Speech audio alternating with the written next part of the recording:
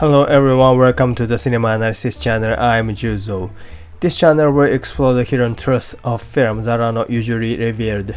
Today I'd like to talk about The Third Man. What makes this film so great and fascinating, and what problems or contradictions does it contain? These are some of the things I'd like to explore with you today. If you haven't seen the film, I suggest watching it first. So let's get started. Although The Third Man is widely considered a masterpiece, many people today haven't seen it. Even those who have sometimes say they don't understand why it's held in such high regard. Some even point out contradictions in the plot. So what kind of film is The Third Man really? After World War II, a man visits Vienna, the capital of Austria, which was then under the joint occupation of the United States, Britain, France, and the Soviet Union. That man is Holly Martins, an unsuccessful Western novelist played by Joseph Cotton. He is the protagonist of the story. Holly has come to Vienna at the request of his best friend, Harry Lime, played by Orson Welles, who promised him a job. But upon arriving, Holly learns that Harry was killed in a traffic accident the day before. At Harry's funeral, he meets Major Calloway, who tells him that Harry was a racketeer selling diluted penicillin that caused the deaths of many patients. Unconvinced by the official story, Holly sets out to uncover the truth and clear his friend's name. Although witnesses claimed only 2 men carried Harry's body after the accident, another man was seen, the third man. Who is he? Holly is shocked to discover that his best friend really was a racketeer, and that he is not dead. Harry Lime is alive. The friend he once admired has become a true villain. In the end, Holly decides to cooperate with Major Calloway and confront Harry. That's the basic outline of the story. One of the reasons The Third Man is regarded as a masterpiece is its brilliant cinematography. Film is a visual medium, and the power of its imagery alone gives it lasting value. Low-angle shots, high-angle shots, tilted frames, all are masterfully combined to draw the viewers into the story's unique world. The visual style, which emphasizes perspective of distortion, is particularly striking. Let me also talk about the music. The entire score consists solely of zither music performed by Anton Karas. The melody is both cheerful and melancholic, and perfectly suited to the mood of the film. It's often said that no other film integrates music and image as seamlessly as The Third Man. This isn't just because Karas's music complements Carol Reed's visuals. The way the music is used is very deliberate. It often begins so softly that the audience doesn't even notice it at first. Then the volume gradually increases as the scene builds. The music subtly intensifies the drama, enhancing emotion without ever feeling out of place. Now let's return to the visuals. These fascinating and beautiful visual choices weren't just for style, they serve a clear purpose. Some critics have objected to the film's frequent use of tilted shots. For example, Caroline Alice Lejeune wrote that the director had a habit of printing his scenes askew, with floors sloping at a diagonal and close-ups deliriously tilted, which she called most distracting. And it said that director William Wyler even sent Carol Reed a spirit level as a joke. Indeed, not everyone appreciates the technique known as the Dutch angle or Dutch tilt. But did you personally feel uncomfortable when watching those scenes? I find it hard to believe that a first-time viewer would be truly bothered by them. In fact, the Dutch angle in this film has a clear dramatic intention. It appears whenever a character feels unease, confusion, or when their perspective shifts. The first time the screen tilts is when Holly visits Harry's room, where he is told that Harry is already dead. The next time the screen tilts is when Holly is drinking with Major Calloway. Calloway says he doesn't know Holly as a writer, which is a bit humiliating.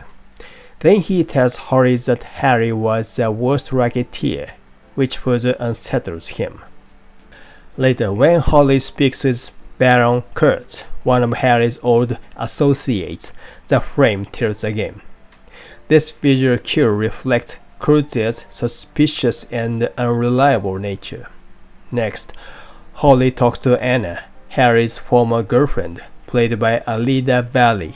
As they discuss Harry, and Holly begins to sense something strange about the circumstances of Harry's death, the frame tilts again. Later he speaks with Carl, Harry Lime's porter. While Holly had heard that Harry died instantly, Carl says Harry spoke a few last words before he died. This contradiction creates further doubt, and again the frame tilts. And of course, the frame is also tilted in the lecture scene where he is unable to give a proper speech. When Holly finds out that Harry is still alive, the frame tilts even more. It's not just Holly who is disoriented. Anna also faces emotional turmoil when Major Calloway discovers her passport is forged. In that scene as well, the camera tilts. These tilted angles reflect the character's psychological state. The audience is meant to emphasize with the characters, and perhaps that's why many viewers unconsciously notice the tilted frames. Only film experts may catch them. But if they fail to understand director Calloway's intention, that will be a real shame. There are also major contradictions in the plot of the film. One example is the question of why Holly was invited to Vienna in the first place. When they meet again, Harry asks Holly to help with his work. But what can Holly actually do? He doesn't speak German, so everyday life in Vienna is already difficult for him. He is an unsuccessful pulp western writer with little public recognition or influence. He has no particular skills that will be useful to Harry. In short, Holly is not a suitable assistant for Harry's criminal operations. Another contradiction. Why did Harry fake his own death even from Holly? There was no need to keep the deception. He could have simply explained everything privately to Holly. Many people have speculated about this, but no convincing explanation has emerged. The truth is likely this. The plot was never meant to be airtight. Creating a flawless story wasn't the goal. Now let's talk about the background of the film's production. The producer, Alexander Korda, originally from Hungary, wanted to make a film set in post-war Vienna, which was then divided among the United States, Britain, France, and the Soviet Union. He chose Greene to write the screenplay. The core idea that Greene developed was a story that begins at the funeral of a man named Harry, who later turns out to be alive. Greene called it a Risen from the Dead story. He traveled to Vienna for research and was shocked by what he saw. In 1948, years after the war, the city was still in ruins, littered with rubble from Allied bombing. He also explored the massive underground sewer system and learned about the thriving black market, including the sale of diluted penicillin. All of these real-world details were woven into the story of the third man. Let's talk a little more about Graham Greene himself. Born in Britain in 1904, Greene was an editor before becoming a novelist in 1929. From a young age, he expressed some sympathy toward communism. In 1941, he was recruited into British intelligence, MI6, where his boss and close friend was Kim Philby, who later turned out to be a Soviet double agent. Philby's betrayal is one of the most infamous scandals in intelligence history. It's likely that Philby recruited Greene because he sensed Greene's political leanings. Although Greene was a British citizen and technically part of the victorious Allied side, he was someone who questioned the moral direction of his own country. He also converted to Catholicism, which may reflect his inner search for meaning beyond the national identity. So this story, created by Graham Greene after witnessing the devastation in Vienna, is not just a mystery or a thriller. At its heart, it's a critique of those who hold immense power and the destruction they leave behind. That's what Greene really wanted to portray. Who are the holders of the power in the story? It's clearly the United States. The film subtly criticizes America not through slogans, but through characters.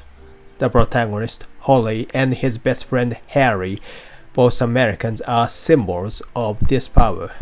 Even the similarity of their names suggests they are two sides of the same coin. At one point, Anna even mistakes Holly for Harry, calling him by the wrong name.